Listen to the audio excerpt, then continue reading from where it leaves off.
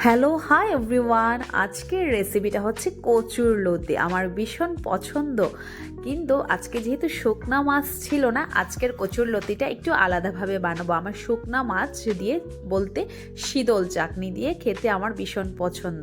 তো এখন কচুর লতিটা কিভাবে বানাবো সেটাই তোমাদের সাথে শেয়ার করব।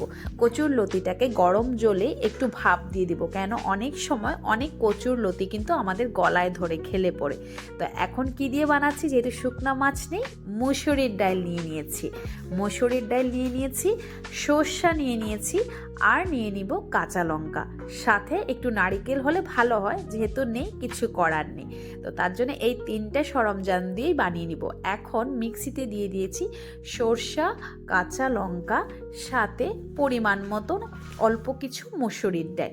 তো এই মসুরির ডাল যদি কেউ না দিয়ে খেতে চাও সেটাও কোনো সমস্যা নেই, তা আমি একটু মসুরির ডাল দিয়েছি।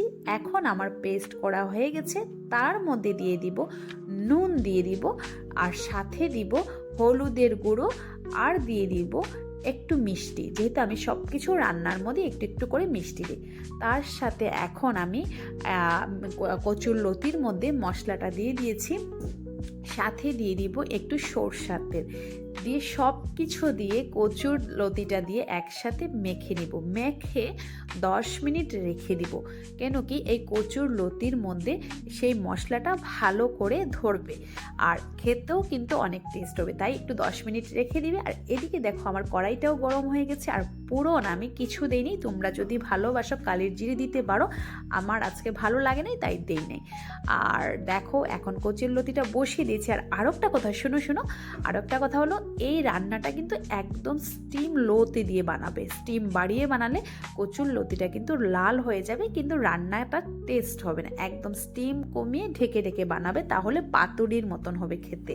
তার জন্য আমি স্টিম কমিয়ে বসে রেখে দিয়েছি। তো এখন 10 মিনিট এইভাবেই রেখে দিব।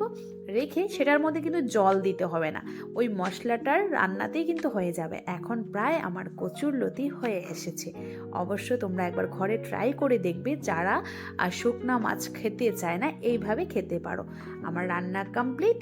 কমেন্ট বক্সে অবশ্যই জানাবে দেখতে কেমনটা হয়েছে। Like, comment